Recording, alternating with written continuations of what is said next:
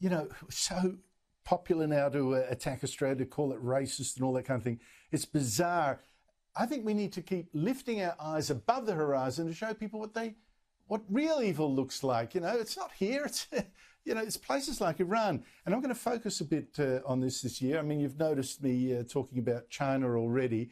Now, Iran, okay, it jails, executes political prisoners, hangs journalists. They did one just recently, dissidents that criticise it. It tortures prisoners. It even used an Australian academic as a hostage, right? Had her jailed for, what was it, a year or two on false charges she was a spy. I mean, this is what we're really talking about. It sponsors terrorist groups abroad, especially ones that attack Israel, accused of working towards a nuclear weapon once Israel wiped out. What do you think it'll use that weapon for?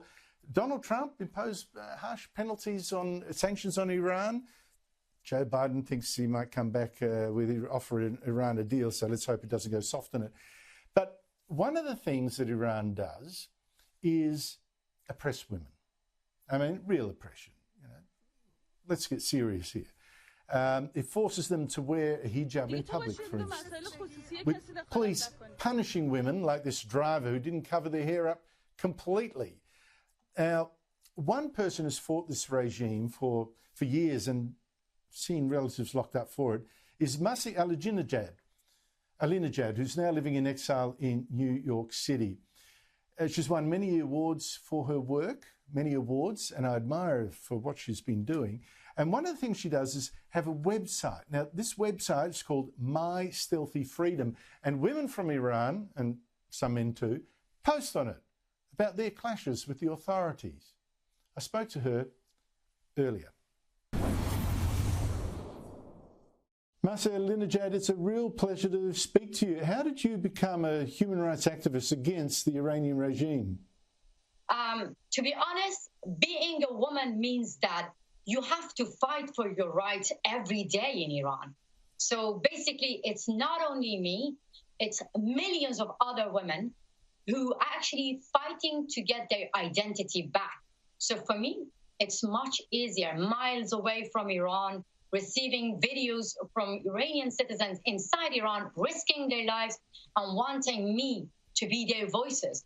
And that's how I became a voice for those voiceless people inside Iran. Now, okay, you say you're safe in New York City now, but this fight has cost you and your family, hasn't it? That's absolutely true. Actually, I don't even use the word safe. Nobody is safe when they criticize the government. They arrested my brother to punish me because I am criticizing the Islamic Republic loudly, and I am giving the voice to those voiceless people inside Iran who try to criticize the regime, who try to say that in a peaceful way that we don't want the Islamic Republic. So they couldn't arrest me yet. So they arrested my brother and they sentenced him to 8 years prison.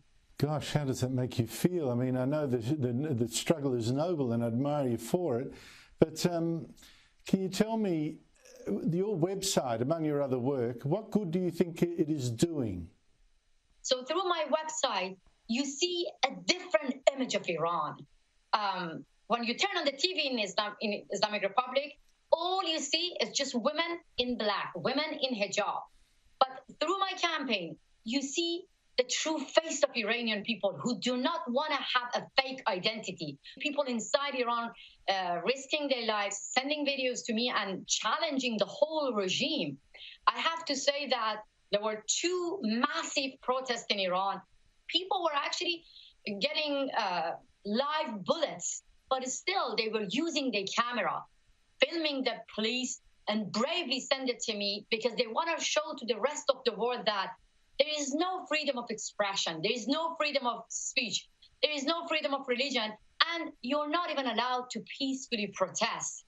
So through my website, you see the true face of Iranian people who bravely say that we want to have a secular democratic regime in Iran. I'm struck by something you said there because it's occurred to me too. there have been massive protests against the regime. People are extremely brave. A lot of it we're seeing through social media being smuggled out or posted. I was struck, for instance, just on your blog, not of the mass protests themselves, but one video of a woman without a hijab. She's confronted by these religious police. You know, they want to, you know, punish her or whatever. They want to arrest her. I don't know what. She is filming them, calling them, you know, meddlers and whatever, really calling them out. And they're trying to hide their face from her, like they are ashamed or scared, I don't know. Do you think the Iranian regime is losing confidence? I have to say that it's just because of these brave women, yes. You know why? Because for 40 years, that was the people of Iran had the fear inside them. But right now, this is the regime. They're scared of our camera. The video that you actually mentioned is part of the campaign called "My Camera is My Weapon." It means that the regime in Iran, they have guns and bullets. They have prison. They have power. They have all the media inside Iran. But the people, they only have their camera. The government do not want to be, you know, name and shamed in international media. That's why they're losing self-confidence. That's actually give power to people inside Iran to be loud and actually expose the violence inside Iran. Now, Marcia, there's actually one other video on your website really cheered me up because in a sense it's in a casual way about freedom. It's a woman riding a bike, head bared, seeming very happy, just riding the bike in circles. In a way that's freedom, wind in the hair. But she's breaking two rules right there, and I don't mean a rule against bicycle helmets for safety. That's true. Let me be honest with you. In the eyes of the Islamic Republic, we, the women who ride a bicycle, who show our hair, or sing solo, or enter to any stadium, we are like master criminals. You know, when we want to be our true self, we have to break the laws every day in Iran.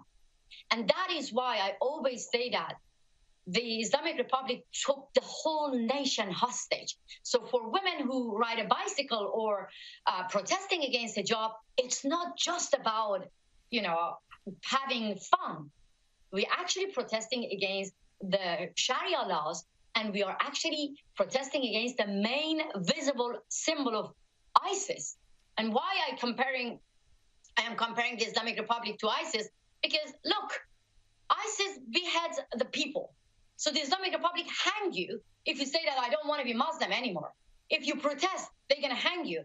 The ISIS would take, you know, Westerners hostage. That is what exactly the Islamic Republic does. They took dual national citizens hostage. Absolutely. And they sure did. So, you're so right. And I think so many Australians do not realise how lucky they are in a society like ours, or in fact, how lucky Americans are in a society like theirs for all the internal criticism. Marcela Dijad, I really praise you. I admire you for the work you do. And thank you so much for coming on the show. Thank you so much for having me.